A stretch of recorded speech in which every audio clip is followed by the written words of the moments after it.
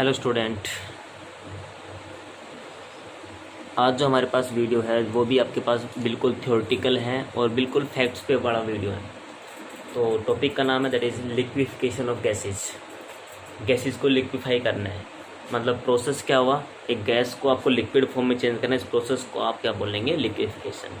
तो डेफिनेशन क्या बनी, प्रोसेस या phenomena of converting A gas into liquid is called liquefaction of gases.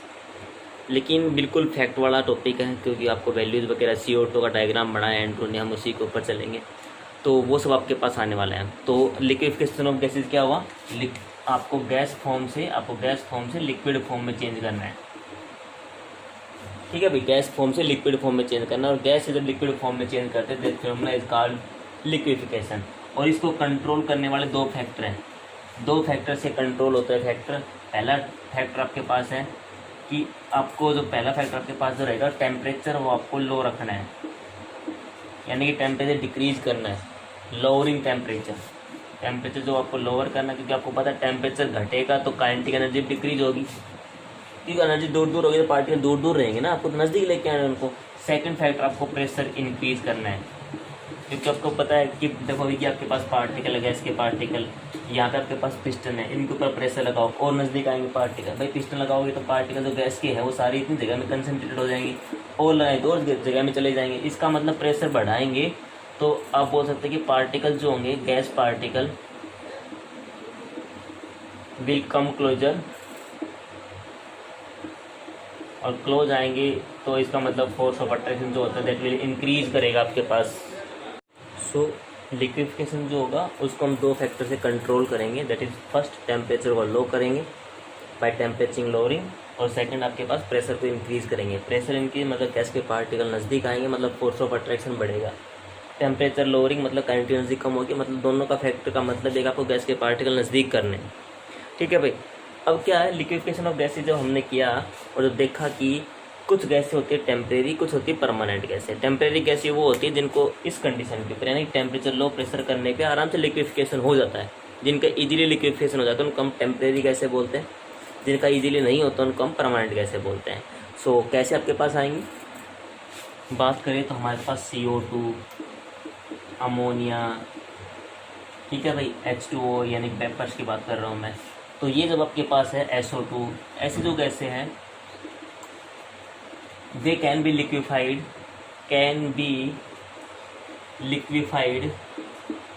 by decreasing temperature and increasing pressure are called temporary gases।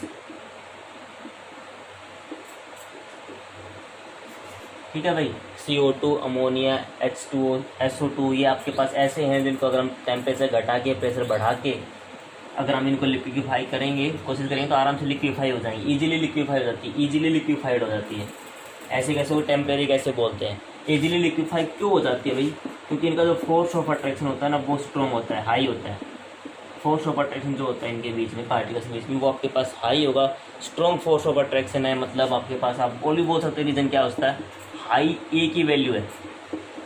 ये ध्यान आया आपको कहाँ पे आया था, जो हमने लास्ट वीडियो बनाया था उसमें अंदर आपके पास रियल गैस इक्वेशन आया था, उसके अंदर ए और बी दो कांस्टेंट आए जिनको हम वंडरवाल कांस्टेंट बोल के गए थे। और ए जो था वो डिटरमाइन करता था फोर्स ऑफ अट्रैक्शन कितना है पार्टिकल के बीच में, फोर्स ऑफ अट्रैक्शन। तो जिसका ए ज़्यादा होगा इसका मतलब फोर्स ऑफ अट्रैक्शन ज़्यादा होगा, मतलब वो गैस उतनी ही जल्दी लिक्विफाई होगी। अगर हम बात करें तो आपके पास SO2 का सबसे ज़्यादा फोर्स ऑफ, फिर अमोनिया आपके पास, फिर आपके पास H2O और फिर CO2। अगर इन तीनों में एक ऑर्डर देखा जाए तो SO2 सबसे ज़्यादा ए की वैल्यू होती है, फिर अमोनिया, फिर H2O, फिर CO2, मतलब इसको हम इजीली लिक्विफाई कर सकते हैं।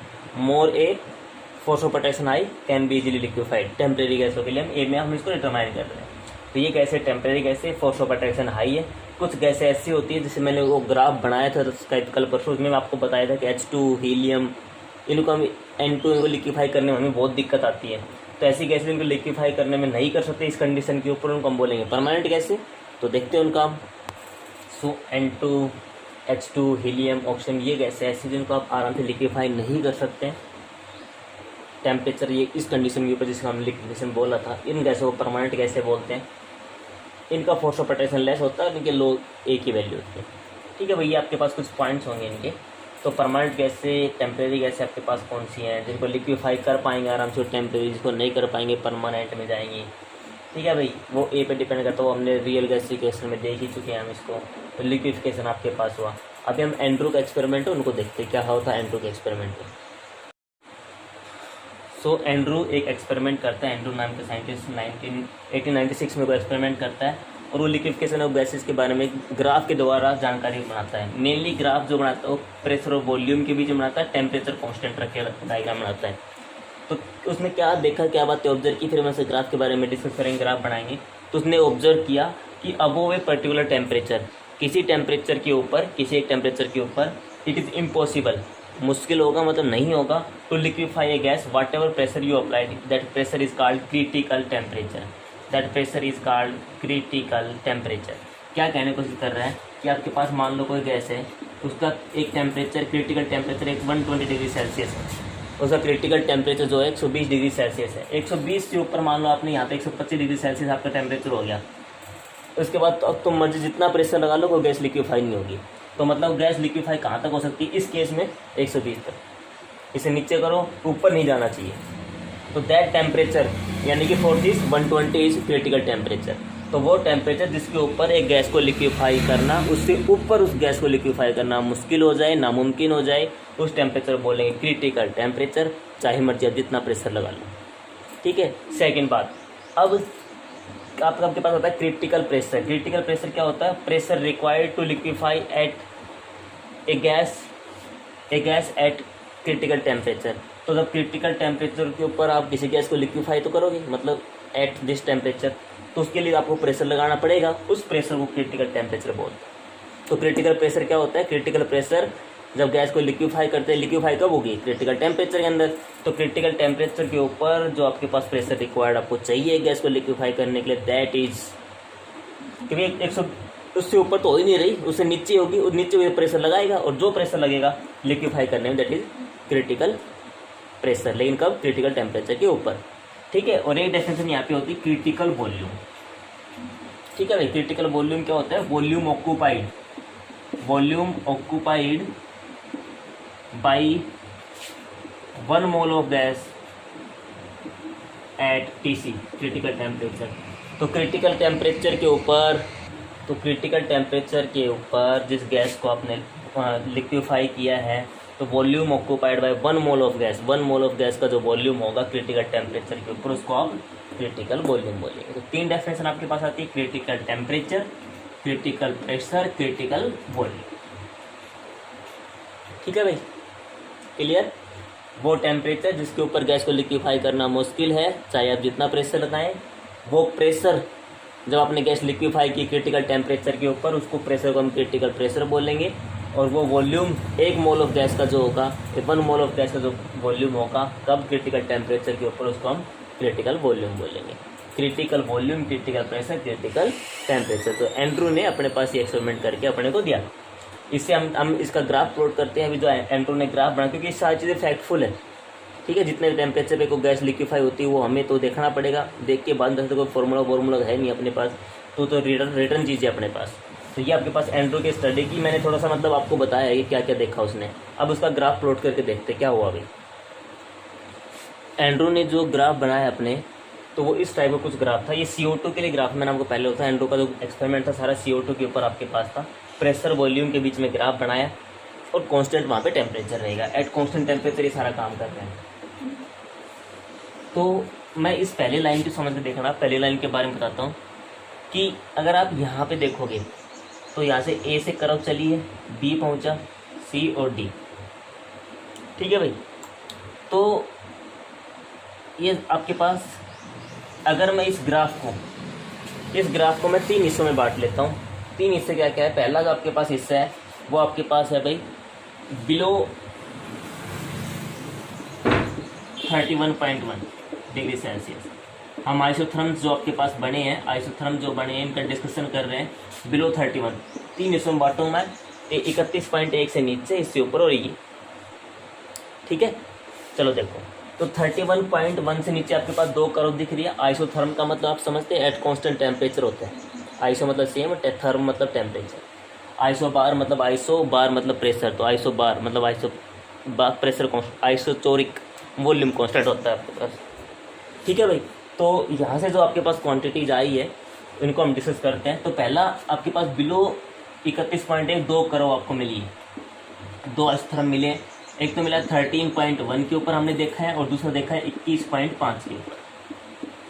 तो 31.1 के नीचे 2 आपके पास आइसोथर्म दिख रहे, 2 कर्व दिख रही हैं, एक 13.1 पे, एक 21.5 के ऊपर है। इन दोनों को स्टार्ट कर देखो, इनको मैं पहले वाले कर्व को मैं एक्सप्लेन कर रहा हूँ, ABCD को। अगर 2-3 बातें आप ठीक ठाक से समझ गए तो हो जाएगा क्लियर, क्योंकि सिर्फ बेसिक क्वेश्चन है, ज़्यादा क्वेश्चन इसके ऊपर बनते भी नहीं है, सिर्फ थ्योरेटिकल है और मतलब नॉन इम्पोर्टेंट बोल सकते हैं। बाकी एग्ज़ाम्स के हिसाब से, हायर एग्ज़ाम के हिसाब से थोड़ा ज़रूरी है, बाकी क्लास टेस्ट वगैरह में थोड़ा सा मुश्किल रहता है इनका पोर्शन। सो हम ABCD करो को समझते हैं। तो यहाँ पे जो AB आपको दिख रहा है, AB जो दिख रहा है दैट आपको सामने दिख रहा है, वो बॉयल्स लॉ को फॉलो कर रहा है। AB देखो बॉयल्स लॉ को फॉलो कर रहा है, यहाँ पे वॉल्यूम बढ़ रही है, लेकिन ये आपके पास देखो प्रेशर बढ़ा तो वॉल्यूम घटने लग गया। ठीक है, तो A और B जो है that will follow Boyle's law, A से B तक आए, बॉयल्स लॉ फॉलो किया। B पॉइंट जो है वहाँ पे आपके पास स्टार्ट होता है लिक्विफिकेशन, गैस का लिक्विफिकेशन स्टार्ट हो रहा है वहाँ पे। B पॉइंट के ऊपर गैस का लिक्विफिकेशन स्टार्ट हो रहा है भाई। ठीक है, गैस का लिक्विफिकेशन स्टार्ट हो रहा है B पॉइंट के ऊपर। तो मैं बोल सकता हूँ A और B जो ये पॉइंट आपके पास, यहाँ पे हमारी प्योर गैस थी CO2, B पॉइंट के ऊपर लिक्विफिकेशन स्टार्ट हुआ। ठीक है भाई, इसका मतलब B और C तक क्या है, ये जो आपके पास हॉरिजॉन्टल लाइन दिख रही है, यहाँ पे थोड़ा वैसे कम वॉल्यूम घटता है, थोड़ा स्टेडी डिक्रीज करता है, स्मॉल डिक्रीज करता है। यहाँ पे क्या है, लिक्विड प्लस गैस। तो आपके पास जो A B से C आपके पास पॉइंट है वो किसका है, लिक्विड प्लस गैस का मिक्सचर आपके पास है। ठीक है भाई, तो इस ABCD कर्व को पढ़ रहे, A B तक आपके पास गैस थी। ठीक है भाई, यानी बॉयल्स लॉ को फॉलो करते, गैस बॉयल्स लॉ को फॉलो करते प्रेशर वॉल्यूम के ग्राफ में। B पे लिक्विफिकेशन स्टार्ट हुआ, इसका लिक्विड होना स्टार्ट हुआ। B और C जो पोर्शन आपके पास है, जो ये आपके पास एक स्टेडी कर्व दिख, यहाँ पे वॉल्यूम थोड़ा सा स्मॉल डिक्रीज होता है। तो यहाँ पे लिक्विड प्लस गैस दोनों बनते हैं, क्योंकि लैक गैस थोड़ा लिक्विड थोड़ा बनता जा रहा है। C पॉइंट के ऊपर लिक्विफिकेशन कंप्लीट है, यानी कि C पॉइंट पे पहुँचते ही हमारा सब कुछ लिक्विड बन चुका है। लेकिन अगर आप D पॉइंट पे देखो, C से D में गया हूँ मैं, जब मैं C से D पॉइंट की तरफ गया हूँ, C से जब D पॉइंट की तरफ गया हूँ, तो मुझे साफ साफ दिखा है C से D पॉइंट में मेरे को क्या दिखा है भाई, कि वॉल्यूम जो होता है, यह वॉल्यूम देखो यहाँ पे फिक्स हो गया भाई, C पॉइंट पे वॉल्यूम ये मिलेगा ना आपको। तो C पॉइंट पे जैसे मैं पहुँचा, C से D गया, तो मतलब प्रेशर बढ़ाए जा रहा हूँ मैं, लेकिन वॉल्यूम वैसा का वैसा रहा। तो आप बोल सकते हो वॉल्यूम जो होता है उसमें जो चेंज आता है वो आपके पास वेरी वेरी स्मॉल आता है। ठीक है, वॉल्यूम चेंज चाहे प्रेशर कितना मर्जी बढ़ा लो। कब की बात कर रहा हूँ मैं, C से D में। देखो आप ये वैल्यू देखो, ये V की वैल्यू यही तो है, यही तो रहेगी पूरी, देखो बढ़ाए जाओ यही आ रही है ऊपर तक। तो कहने का मतलब क्या हुआ, प्रेशर इतना बढ़ा रहे, लेकिन C पॉइंट के बाद जब लिक्विड बन चुका है तो इसके वॉल्यूम में ज़्यादा चेंज आएगा नहीं, क्योंकि CO2 जो होती है वो ऑलमोस्ट इनकम्प्रेसिबल होती है, उसको ज़्यादा आप कंप्रेस नहीं कर सकते। ठीक है, तो ये आपके पास कर्व थी ABCD। लेकिन अगर इसी के साथ, ये तो इसके ऊपर कर्व थी, इसके ऊपर आपके पास क्या कर्व है, EFGH, सेकेंड वाले कर्व की बात कर रहा हूँ, जबकि टेम्परेचर क्या है वहाँ पे 21.5, मतलब मैंने टेम्परेचर बढ़ा दिया। टेम्परेचर बढ़ा दिया तो सारी बातें वही है, यहाँ तक गैस लिक्विफिकेशन स्टार्ट होगा, लिक्विड प्लस गैस मिक्सर, और यहाँ पे वो लास्ट वाली बात आपके पास आ जाए। लेकिन एक चीज़ फर्क यहाँ पे आपको दिख रहा होगा, ये जो FZ वाला पोर्शन है और ये BC वाला पोर्शन है, तो FZ या G सॉरी FG जो है वो लेस है BC के। अब देखो इस पोर्शन को, क्या तो मैंने लिखना है कि जो ये FG का जो एरिया है वो BC के एरिया से बहुत कम है। तो हमने क्या देखा, जैसे टेम्परेचर बढ़ा है ये एरिया कम हो गया, कौन सा एरिया, लिक्विड गैस वाला। और ऐसा क्यों होता है, जैसे जैसे टेम्परेचर बढ़ता है तो वॉल्यूम ऑफ गैस और जो वॉल्यूम ऑफ लिक्विड होता है वो डिक्रीज करने लग जाते हैं। तो उनके बीच का जो डिफरेंस है, तो आप बोल सकते हो टेम्परेचर जैसे ही हाई होगा, टेम्परेचर हाई होगा, volume of gas and volume of liquid के बीच में जो डिफरेंस होता है that is small, very small. इस वजह से आपके पास ये डिक्रीज होने लग जाता है, डिफरेंस जो होगा वो डिक्रीज करेगा तो ये एरिया भी आपके पास डिक्रीज हो जाएगा। तो एट हाई टेम्परेचर आप बोल सकते हो high temperature difference between volume gas and volume of liquid is decreases. और जितना ज़्यादा टेम्परेचर बढ़ाएंगे उतना ज़्यादा अपने को प्रेशर चाहिएगा भाई, टेम्परेचर बढ़ाएंगे अगर मान लो किसी केस में, तो वॉल्यूम आपको चाहिएगा, सॉरी प्रेशर आपको ज़्यादा चाहिएगा। लेकिन मैं अभी क्या करता हूँ, मैं इस पॉइंट्स को मिलाता हूँ आपके पास। कौन कौन से पॉइंट, ये सी से हम बी की तरफ चले और यहाँ पे पॉइंट ऑफ इन्फ्लेक्शन हुआ है, और ये आपके पास सी से होता हुआ, और ये हम मतलब जहाँ पे आपने कट किया हुआ उस हाइपरबोला एक आपके पास बन के आ जाएगा, रेक्टेंगुलर हाइपरबोला। इस तरीके को कुछ थोड़ा सा साफ बन जाएगा, आपकी बुक्स में देखोगे तो ये आपके पास इस पॉइंट से मिलता हुआ ये आपके पास बना। हमने एक चीज़ को करो को डिस्कस किया है, 31 पॉइंट से नीचे वाले को सारा को करो कर लिया हमने डिस्कस। अब हम करो को डिस्कस करते हैं 31.1 से ऊपर वाली, ठीक है। तो 31.1 से ऊपर आपको हॉरिजेंटल लाइन दिख ही नहीं रही होगी, जो ये हॉरिजेंटल लाइन थी 31.1 से ऊपर तो है ही नहीं बिल्कुल भी, ठीक है भाई। तो अभी इसको लिखता हूँ मैं यहाँ पे, तो इसको आप नोट डाउन कर सकते हैं। थोड़ा रिपीट कर देता हूँ, ABCD में ये आपके पास गैस फेज है, बॉयस लॉ फॉलो कर रहा है। बी से लिक्विफिकेशन स्टार्ट हुआ, बी और सी में लिक्विड और गैस दोनों का मिक्सचर है, यहाँ पे लिक्विफिकेशन खत्म हो गया, और यहाँ से सी में डी में आया तो वॉल्यूम में ज़्यादा चेंज आया ही नहीं, आपने जितना प्रेशर घटाया सेम वो है, लेकिन यहाँ पे फ़र्क आया, ये जो हॉरिजेंटल लाइन ये घट गई है, क्योंकि टेम्परेचर बढ़ने से जो वॉल्यूम और गैस के बीच में और लिक्विड के वॉल्यूम के बीच में जो डिफरेंस होता है वो थोड़ा सा डिक्रीज कर जाता है। अभी हम बात करते हैं अबोव 31.1। तो 31/1 से ऊपर अपने पास 2 कर्व दिखा रखी है, आप और भी ले सकते हैं, लेकिन आपको एक साफ चीज़ दिख रही होगी, वहाँ पे जो हॉरिजेंटल लाइन है वो नहीं है। ये जो वाले पर ये जो लिक्विफिकेशन था लिक्विड गैस वाला, वो लिक्विफिकेशन नहीं है। तो अबोव 31.1 नो हॉरिजेंटल लाइन आपके पास नहीं है, यानी कि डिसअपियर होगी, ख़त्म होगी, क्योंकि ये कम ज़्यादा थी, कम हुई, कम होती हुई आगे ख़त्म हो जाएगी। तो होना था हॉरिजेंटल लाइन डिसअपियर होगी, यानी कि जो गैस है that will behave as totally ideal gas, जो कि आइडियल गैस तरह बिहेव करेगी। आइडियल गैस का मतलब क्या है, आप जितना मर्जी प्रेशर लगाओ, आप जितना मर्जी प्रेशर लगाते जाओ, गैस लिक्विफाई नहीं होगी, यानी कि that will remain in the gas form. तो 31.1 डिग्री से ऊपर जाते ही 31.1 डिग्री से ऊपर जाता है, आप मर्जी जितना प्रेशर लगा लो, गैस की फॉर्म में ही रहेगी। CO2 गैस की बात कर रहा हूँ मैं यहाँ पे, एंट्रोनिस के बारे में बात की थी। 31.1 से ऊपर आपके पास गैस जो है वो लिक्विफाई नहीं होगी, वो सेम उसी फॉर्म में रहेगी। तो अभी आप बात समझ गए होंगे। देखो 31.1 से नीचे मैंने ग्राफ को गैस को लिक्विफाई किया, मैं प्रेशर बढ़ा रहा था, टेम्परेचर मैंने कांस्टेंट रखा था या कम कर रहा हूँ, क्योंकि लो टेम्परेचर वहाँ पे तो कम नहीं कर रहा, लेकिन मान लो लो ही ले रखा है मैंने, तो गैस लिक्विफाई हो रही थी आराम से, ठीक है भाई। लिक्विफाई हुई आपके पास CO2 गैस, पहले लिक्विड फॉर्म में गैस फॉर्म में थी, उसके बाद लिक्विड फॉर्म में बनी।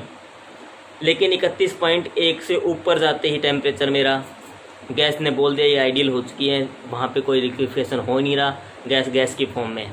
तो 31.1 मेरे लिए क्या हुआ, critical temperature for the CO2 gas को लिक्विफाई करना है, तो टेम्परेचर 31.1 से नीचे होना चाहिए, सिंपल सी बात है, that is the critical temperature. ये बात बताने की कोशिश कर रहा हूँ। इससे ऊपर गया तो लिक्विफिकेशन बंद हो गया, मैंने साफ साफ कह दिया। जबकि 31.1 नीचे हमने 2 करोड़ देखी, वहाँ पे देखा हमने गैस से लिक्विड बनाया भाई, समझे मेरे बात को। तो अभी हम 31.1 के ऊपर डिस्कस करते हैं। अभी हम देख रहे हैं एट 31.1, ठीक है भाई। हमने इस ग्राफ को 3 पोर्शन में डिवाइड किया था, 31.1 से नीचे, 31.1 से ऊपर, और 31.1 वाली कर्व अब पढ़नी है अपने को। दोनों कर्व आप लोगों को अच्छे समझ में आ गई, होप सो। हम इस वाले कर्व को देखेंगे, तो इस वाले कर्व पे साफ साफ अगर हम ये पीछे वाले बातों की बात करें तो क्या बोला भाई हमने, क्या देखा था, टेम्परेचर बढ़ता है।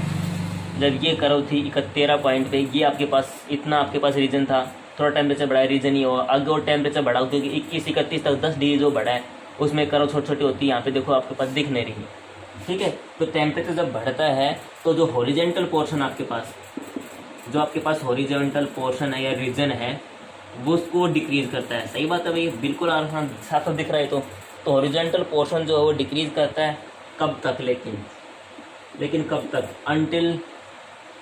कब तक, until at 31.1, क्योंकि वहाँ पे ज़्यादा ख़त्म ही हो चुके हैं, ठीक है भाई। तो ये पोर्शन जो टेम्परेचर बढ़ने हाथ घटता है, लेकिन कहाँ तक, 31.1 तक। और 31.1 पे इट रिड्यूस टू एक पॉइंट रहता है कोल्ड पी, चलो मान लेते हैं हम इस पॉइंट को पी मान लेते हैं। देखो भाई कहने का मतलब क्या था, टेम्परेचर बढ़ाया तो ये पोर्शन आपके पास घटा, लेकिन कहाँ तक, सिर्फ 31.1 तक, और सिर्फ पी पॉइंट पे आके आपके पास रुक गया। इस पी पॉइंट को हम बोलते हैं, इस पी पॉइंट को हम बोलते हैं क्रिटिकल पॉइंट, क्योंकि सारे जो आपके पास फैक्टर हुए निकल के आए, क्रिटिकल टेम्परेचर, ये क्रिटिकल टेम्परेचर हुआ, इसके तक, इसको यहाँ तक गैस को लिक्विफाई करने जो प्रेशर लगाएंगे क्रिटिकल प्रेशर होगा, और 1 मोल ऑफ गैस का जो वॉल्यूम होगा दैट इज क्रिटिकल वॉल्यूम। तो यही तो पॉइंट आपके पास सब कुछ है, तो क्रिटिकल पॉइंट भी बोल देते हैं, या फिर इसको बोलते हैं पॉइंट ऑफ इन्फ्लेक्शन। तो ये पॉइंट पी आपके पास क्रिटिकल पॉइंट होगा, ठीक है भाई। तो 31.1 इसके लिए आपके पास क्रिटिकल टेम्परेचर हो गया। तो ये अपने पास 3 पार्ट में डिवाइड किया। तो 31.1 पे क्या आया कि हमने जब टेम्परेचर बढ़ा रहे थे ये पॉइंट कम हो रहे थे, रिड्यूस एरिया कम हो रहा था, कब तक? 31.1 तक। 31.1 पे आते ही आपके पास पॉइंट पी बन गया है, ठीक है। पॉइंट पी आपके पास पॉइंट ऑफ इन्फ्लेक्शन या फिर क्रिटिकल पॉइंट्स बोलते हो। इसका मतलब क्या है? इसका मतलब क्या है, इस टेम्परेचर से ऊपर 31.1 से ऊपर, डेफिनेशन क्लियर करना, डेफिनेशन यहाँ से क्लियर हो रही है। 31.1 से ऊपर आप जितना मर्जी टेम्परेचर लगाओ, 31.1 से ऊपर जितना, 31.1 टेम्परेचर जो डिग्री सेल्सियस में आपको दे रखा है, इसके ऊपर जाते ही, इसके ऊपर अगर आप हो गए तो कितना प्रेशर लगा लो, फिर वो गैस लिक्विफाई नहीं होनी। तो ये CO2 गैस के लिए बात कर रहा हूँ। CO2 gas can not be liquefied above 31.1 degree Celsius. How much pressure you apply, उससे नीचे करो आराम से, कोई दिक्कत नहीं, हम कर रहे थे, ठीक है भाई। तो ये आपके पास क्रिटिकल पॉइंट है, समझिए मेरे बात को। तो above this temperature gas can not be liquefied on applying pressure called critical temperature. और जिस टेम्परेचर, क्रिटिकल टेम्परेचर के ऊपर आपके पास जिस, मतलब उसके अंदर जो गैस लिक्विफाई होती है उसके लिए जो प्रेशर लगाना पड़ेगा वो क्रिटिकल प्रेशर हो जाएगा। तो ये सब बातें आप समझ गए एंड्रू ने क्या क्या एक्सपेरिमेंट किए। अभी मैं अगर एक कॉमन बात की बात करता हूँ, कि ये आपके पास जो कर्व है, ये जो आपके पास कर्व जो मैंने ये बनाया है पोर्शन, आपको डॉटेड लाइन दिख रहा है, ये इसको भी मैं 3 हिस्सों में बांटने की कोशिश करता हूँ। एक मैं ये हिस्सा ले लेता हूँ इसका लेफ्ट साइड वाला, एक मैं इसके राइट साइड वाला हिस्सा लेता हूँ। ये आपके पास लेफ्ट साइड का हिस्सा होगा, ये राइट साइड का हिस्सा, एक ये बीच वाला हिस्सा है, ठीक है। तो मुझे बताओ इसके ये राइट साइड वाले हिस्से में क्या है, मतलब गैस फेज है, लिक्विड फेज है, या फिर गैस लिक्विड दोनों मिक्सर फेज है। आप देखो ना यहाँ पे मैंने क्या लिखा, गैस फेज, ये भी गैस फेज होगा, यानी कि इस साइड जो होता है वो गैस फेज होता है, क्लियर। यहाँ पे लिक्विड बन चुका है, मतलब इस साइड वाला सारा फेज लिक्विड है, और ये बीच वाले horizontal line liquid plus gas की, सब दिख रहा है। तो इसको हम कैसे लिख सकते हैं, बता सकते हैं। तो भाई क्या लिखा है, area to the left of dotted line, area to the left of dotted line, area to the left of dotted line below TC, यानी कि TC के नीचे आपको पता, उससे ऊपर तो लिक्विड बनना नहीं, ये सारा फेज कैसा है, लिक्विड फेज पे, ठीक है। Liquid CO2 exist. Area to the right of dotted line below TC, आपके पास पता है कैसे फेज आपके पास हो रहा है, अभी गैस फेज एग्जिस्ट कर रहा है। इस साइड की बात कर रहा हूँ, गैस फेज है, यहाँ से लाइन ऑफ से, यहाँ से देखो इस साइड आपको गैस फेज दिख रहा है। तो ये गैस फेज हुआ, ये लिक्विड फेज हुआ। अब इस फेज की बात करते हैं, area between the two lines, between parabola, between two lines आपको साफ साफ दिख रहा है, वहाँ पे लिक्विड प्लस गैस फेज दोनों एग्जिस्ट कर रहे हैं, ठीक है भाई। तो इस यहाँ पे आपके पास जो बट इज क्या इंपॉर्टेंट है, एंड्रू के एक्सपेरिमेंट के बारे में नॉलेज होनी चाहिए कि कैसे कैसे आपके पास कर्व्स पूछ जा सकती है, तो वो सब आपके लिए थोड़ा सा ठीक रहेगा। Critical temperature, critical pressure, critical volume के डेफिनेशन आपको ध्यान हो, पॉइंट ऑफ इन्फ्लेक्शन ध्यान हो क्या होता है, ठीक है भाई। तो गैस को लिक्विफाई किस तरीके से करेंगे, क्या क्या कंडीशन हम वहाँ पे रख सकते हैं, टेम्परेचर प्रेशर को क्या करना पड़ेगा आपको, तो पता होना चाहिए। टेम्परेरी गैसें क्या होती है, परमानेंट गैसें क्या होती है, ठीक है। क्रिटिकल टेम्परेचर, क्रिटिकल वॉल्यूम, और CO2 का एक्सपेरिमेंट हमारी किताब में है, तो इस CO2 के बारे में आप थोड़ा बहुत देख सकते हो। तो ये आपके पास रहेगा लिक्विफिकेशन ऑफ गैसेस, ठीक है भाई। अपने तो देखना इसको, पीछे के जो टॉपिक्स आपके पास हुए उन वीडियोस को देखना है, तो क्योंकि पीछे की चीज़ें नहीं देखोगे तो समझ में नहीं आएंगी कोई चीज़ें, क्योंकि इसमें देखो आप वंडरवाल कांस्टेंट A का जिक्र आया है, और मैंने बोला जिसका A ज़्यादा होगा, ये बात हम वहाँ पे बोल गए थे कि A जो होता है that will depend on the force of attraction, A ज़्यादा फोर्स ऑफ अट्रैक्शन ज़्यादा।